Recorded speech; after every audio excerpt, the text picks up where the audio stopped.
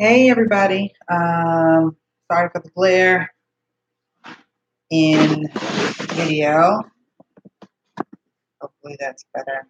Um, so I just wanted to thank everybody for your well wishes, calls, texts, comments, emails, just everything since we lost our baby. So I just want to update everybody on what's going on. I think the last video I was just kind of explaining that we were going through a miscarriage and the doctor decided, or I'm sorry, the doctor gave us options on taking a pill or doing taking a pill, having a DNC where they suction the baby out, or doing it natural, and we decided to do it natural. Um, I was cramping really bad. I think I went through this story already, if I'm not mistaken. Um, I was cramping really bad and ended up having contractions and giving birth to the baby in our bathroom about a week after we found out about the miscarriage. I did not have the courage to take the pills, and I didn't want the DNC because I know that's typically the same procedure that they do for abortions. So, yeah, I'm almost sure I did explain that. So, afterwards, you're supposed to have bleeding for a certain amount of time. I went to the doctor for a checkup, and um, they found that my body was holding on to a clot, and the clot was growing um, as if I was pregnant still. So I was still having a lot of bleeding. The bleeding wasn't heavy, but it was just enough, and it was alarming anyway. So um, the doctor went ahead and scheduled a DNC to remove the rest of the pregnancy tissue and make sure that I didn't have or catch an infection. And he put me on antibiotics and pain medications and stuff like that. So, as far as the DNC, I believe that happened maybe about a week and a half ago. No, it's been about 2 weeks. It's been about a full 2 weeks. It wasn't painful at all, and it wasn't as bad as I thought it was going to be. And it was over fairly quickly. Of course, I was put to sleep, and we all know when you have surgery and you're put to sleep, it feels like you wake up in 5 minutes, even though it's a little bit longer. But that DNC didn't take long because the baby was already out, and all they had to do was remove tissue. So, um, if I'm not mistaken, it probably took them only 10 minutes, and typically it takes them about 30 minutes or so. Um, so, anyway, that's over. Just want to kind of let you know that I went through my period of mourning. Um, I mean, it's still sad. I still have my moments, but I'm not as depressed as I was. 'Cause before, I was just kind of, I would go into deep depression. I would cry, cry, cry, cry, cry so much. And then I felt better once we passed the baby. But I think I felt better for maybe a couple days. And then I just started crying, got back into the mode where I was just crying all the time. And I think it was mainly because I know I had to go back through another ultrasound to make sure everything was gone. And once we had that, we found not the tumor, oh my God, we found the blood clot. So then that prolonged the healing process because they didn't schedule the DNC the same day. They scheduled it 2 days later. That prolonged the healing process. And just knowing in the back of your head that you still have more to come and more doctor's appointments is just kind of like, ugh. So after the DNC, I had a checkup, a final checkup to make sure everything was okay. And everything was fine. And I think at that point, I was able to kind of sit back and just kind of let go of everything. And I feel much better now. Um, not as emotional. I can actually just kind of, if a memory pops in my head or something pops in my head, I'm able to continue going without going into depression. So things have gotten better since. I'm sorry, y'all. This little thing is itching me. Things have gotten better since all the doctor's appointments stopped and all the worrying stopped as far as everything being out, and just missing the baby completely. So I am doing better. I'm still out here pushing for Bishop's surgery and just focusing on that. Hubby and I did decide that we want more kids, and now that we know that we can have it naturally, we'll just let it happen naturally. And I don't know what we're gonna do with our embryos that we have left in the freezer, but I don't know. We also decide to wait till next year, so we are gonna wait till after our baby is done with his leg surgery and we feel that he's functioning okay, and then we're going to actually actively try.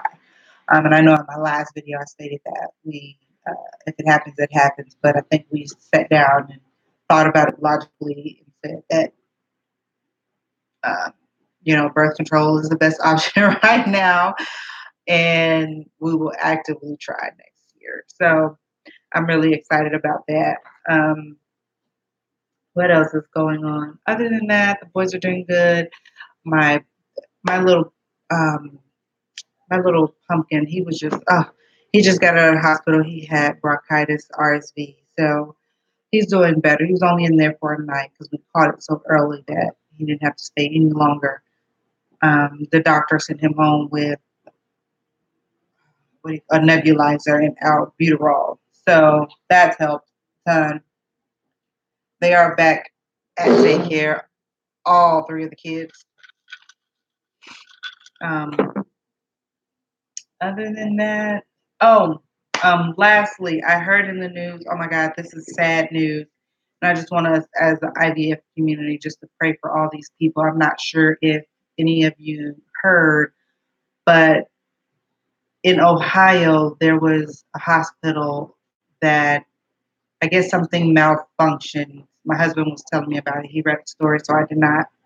Something malfunctioned at the hospital, and they lost, I can't remember the exact number, but they lost so many embryos for so many families. That is devastating to go through all of that and now you don't have any embryos. And there was one particular story that stuck out. There was a guy and his wife that I guess he froze some of his sperm and then they went through the in vitro. I believe they had some embryos and stuff stored away. Um, all of that was destroyed, but they stored that away because he ended up getting cancer, and they wanted to make sure that they were able to have children. You know, he had to go through chemo. You guys kind of know how that goes when you have cancer and having kids. Like that's just it's harder. It's really not the best. What am I trying to say? The best decision to make if you're going through chemo to try to have a family because it's stressful. You know, your sperm count is probably low or this, that, there's so many factors that play into that. But anyways, I just want us as a community to pray for them because I cannot imagine going through that. It's hard enough for a family that's not going through terminal illness and then save their embryos and sperm.